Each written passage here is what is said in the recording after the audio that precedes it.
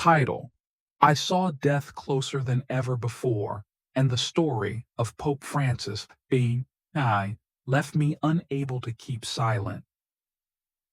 My name is Thomas Avery, and I am 81 years old. I live in the northern Michigan suburbs, in a quiet bungalow that my wife and I built with our own hands in 1972.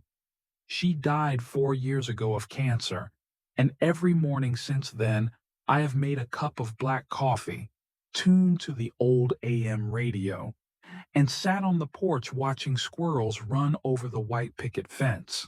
But that morning, the morning that changed everything for me, I heard the news that probably many others had heard as well. Pope Francis had died. And the cause? A stroke. When I heard the news, I was shocked not only because he was the first sitting pope in hundreds of years to die in office, but also because I had almost died from a stroke. So I understood, what most older Americans ignore until it's too late. Strokes don't come with warning, but they always leave a mark. I hope you, who are listening to me tell this story, don't leave. Don't think this is just another YouTube video. I'm not a doctor. I'm not a journalist. I'm just a person who has lived a long life and seen friends die for reasons they could have avoided if someone had told them. Like I'm telling you. If you've ever woken up in the middle of the night with a sudden headache, if you've ever felt one arm go numb, or suddenly lost your voice when you were about to call your grandchild over, then you need to read this story to the end. Because I'm not just going to tell you about Pope Francis and what happened. I'm going to tell you about Walter, my best friend. I'm going to tell you about Susan, my neighbor, who I thought was unbreakable. I'm going to tell you about me, who knelt by the washing machine, shaking all over, feeling like every vein in my head was about to burst. And I promise, by the end of this video, you'll know the first signs of a stroke, the mistakes we seniors in America often make, and most of all, how to avoid that silent death. If you're listening to this, please give me a like so I know someone is actually listening. And if you want more real stories like this, practical guides that aren't dry, please subscribe and turn on the notification bell. I really appreciate it. Now, let me take you back to a time before everything changed. Before I, and most likely you, crossed the thin line between life and death. I'll start with Walter. We played baseball together in high school in Grand Rapids. He was always healthy, tall, broad-shouldered, never smoked. But then last year, one fall morning, Walter collapsed in the middle of the field after mowing the lawn. I got a call from his daughter while I was standing in line at the pharmacy. She was crying, shaking. "Mr. Thomas, my dad had a stroke. The doctor said if he had been 5 minutes later." The way Walter collapsed, without warning, without obvious symptoms, made me realize that health at his age is no accident. Walter often skipped breakfast, ate fried sausages, and drank strong coffee, not because he didn't know, but because he thought, "I was an athlete, I'm fine." It's a habit that causes many older Americans to underestimate risk, and it kills silently. Like my neighbor Susan, who used to quietly suffer from afternoon headaches. She thought it was just the change of seasons, until one day she opened the back door to bring something for her dog, lost her balance, and hit her head on the door frame. The hospital said mild stroke, luckily caught early. But the consequences? Part of her face collapsed. Her voice was distorted. She couldn't walk normally for months. I tell you this not to scare you. I tell you this to make you understand that if people like Walter and Susan, strong, hardworking, kind, can fall, then any of us can. Even me, even you. I remember that winter evening clearly, when I was struggling to fix the old washing machine. I don't remember clearly what happened next, but I suddenly sat down on the floor, my heart pounding, my head aching as if someone was squeezing it. I wanted to call out my daughter's name, but my lips were stiff, my tongue was tied. My right hand was useless. I looked at it like a dry branch. That was the moment I knew I was having a stroke. Luckily, my son was home that day. Otherwise, I probably wouldn't be sitting here telling you this. Since then, I've started to relearn everything from how to eat, how to sleep, to breathing deeply and calmly when the weather changes. I started looking into what they call the FAST sign, an acronym familiar to Americans but often overlooked. F, face drooping. One side of the face is drooping. Bande, arm weakness. One arm is weak or cannot be lifted. S, speech difficulty. Unclear speech, slurred speech. T, time to call 911. Golden time. Must call emergency immediately. You see, it's that simple. But because of subjectivity, because of fear of bothering our children and grandchildren, because of thinking it's probably okay, many of us have lost the chance to survive. I'll tell you more about James, the local church minister, and how his routine changed after his mild stroke, and Eleanor, the widow who baked apple pies for the neighbors who woke up half asleep.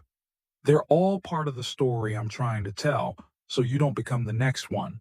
James was a quiet, reserved man who attended church every Sunday morning. He didn't smoke or drink and ate healthily. But there was one thing James never paid attention to: his blood pressure. He thought, I don't feel dizzy, I don't feel tired, I must be fine.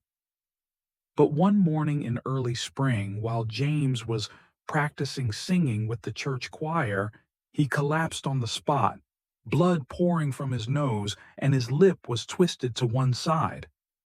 It was a transient ischemic attack, TIA.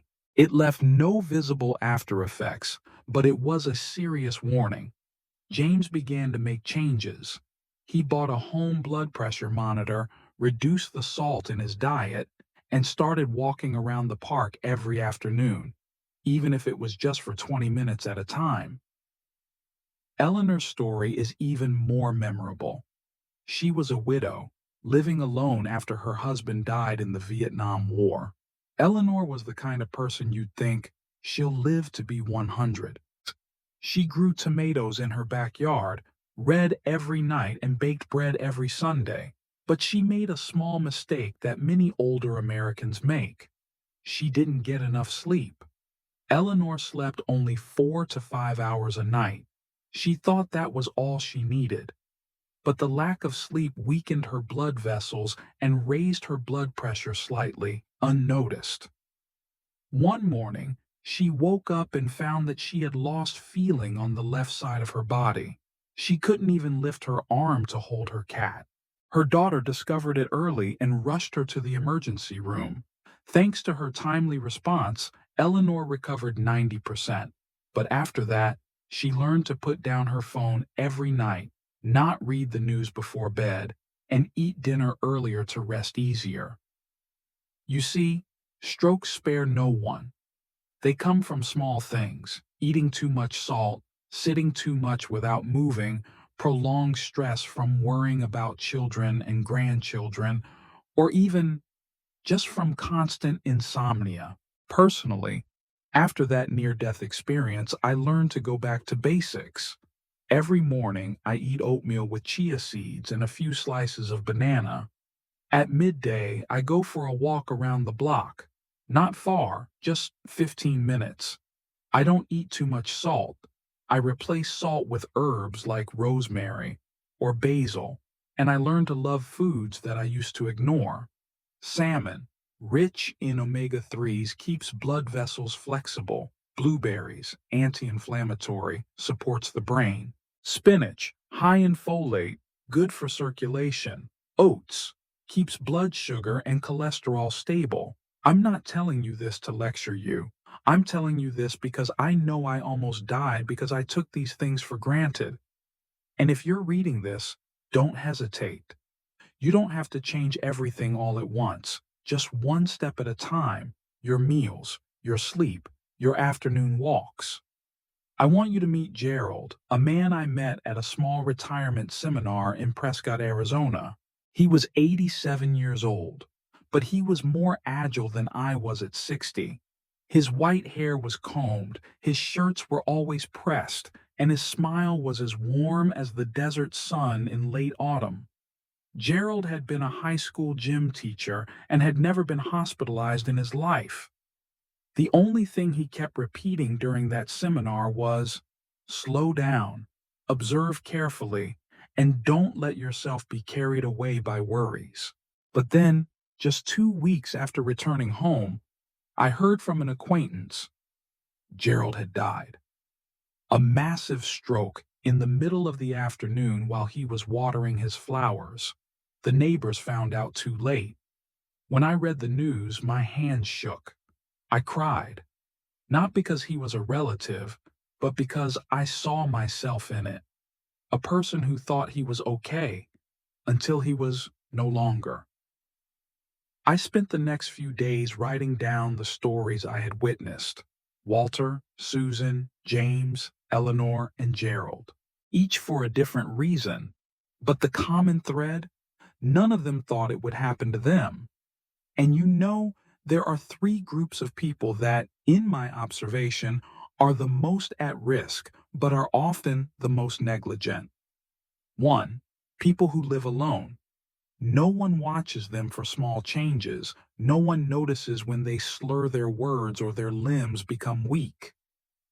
2. People are subjective because they have never been sick before. They skip regular checkups, do not measure blood pressure, and still eat according to old habits. 3.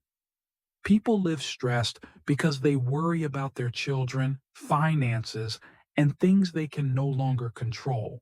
For each of these groups, the only advice I have, from experience, is to not be silent.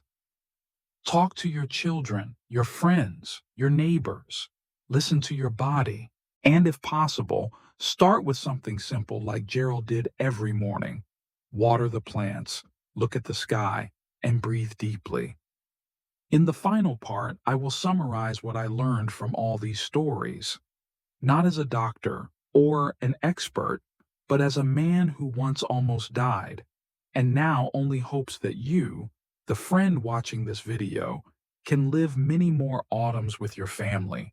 Because we cannot avoid old age, but we can avoid early death just by ignoring some small signs. I told you the story of Walter, a man who once carried the roof of his house on his bare shoulders, but eventually collapsed because he skipped breakfast and believed he was still strong enough. I talked about Susan, the woman who always put others before herself, who took care of her husband when he had cancer, who took care of her grandchildren after school every afternoon, but never took care of herself until her face suddenly became uneven. I mentioned James, who lived alone in a small house on the edge of town, who never bothered anyone but never checked his blood pressure. And Eleanor, who slept less than 5 hours a night because she was used to working all her life, used to worrying and forgetting to rest. And Gerald, the man I saw as the model of an ideal old age. A man who never raised his voice to anyone, never failed to say a kind hello. He taught students for 40 years, and then, one light afternoon in the middle of spring, he left this world the way he had lived, quietly and proudly. These stories are not sad memories. They are reminders that stroke is not just a medical problem. It is the accumulation of small choices every day. What to eat, how much sleep, whether to walk around the block. It is the result of habit and silence. You know, I used to think I was immortal, not in a science fiction way, but in a way that said, I've lived through war, I've lost loved ones, I've fought back many times. This is nothing. And then, just for a minute, just for a minute, sitting by the washing machine, unable to speak, unable to move, just for a minute, but it was the difference between life and death. I want you to remember a few more signs. Signs that, if I had known them earlier, perhaps Walter, Eleanor, or even Gerald would have had a few more precious years. Sudden changes in vision, sudden blurring of vision in one eye, or double vision, or even seeing bright lights like headlights even when you are indoors. Dizziness, loss of balance.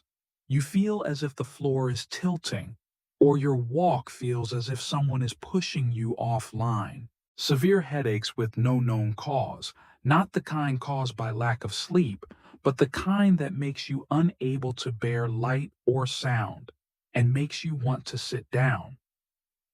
Difficulty swallowing, choking when drinking water or eating soup. This small thing is often overlooked, but it is a clear sign of brain damage. Transient disorientation, not remembering where you are or why you entered the room. These things, they sound small, but they are not. I used to think so until my body started speaking with these very signals.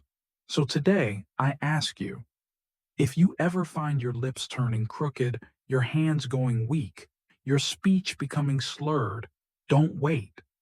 Call a loved one. Call an ambulance. Call a doctor. Don't be silent. Because silence is what all of these people I've named today have been. And if you've made it this far, you care about life. I'm glad you do, but don't keep it to yourself. Share your story in the comments or the story of someone you know who almost went through something similar. Let's spread kindness in the comments, something that could save a life. If you found this video helpful, feel free to forward it to your friends, neighbors, or anyone you think they need to hear this. Because sometimes just one video, one sentence is enough to change a life. And if you haven't subscribed yet, I invite you to do so now. Not so I can get more followers, but so you don't miss out on honest sharing like this. Because I, Thomas Avery, am not a doctor. I'm just an old man who has lived a long life, seen a lot, and doesn't want to leave this world before saying what needs to be said. Live, my friend, not just breathe, but truly live. With an open heart, with listening eyes, and with awareness every day. I'm Thomas Avery, and I thank you not just for watching, but for staying until the end.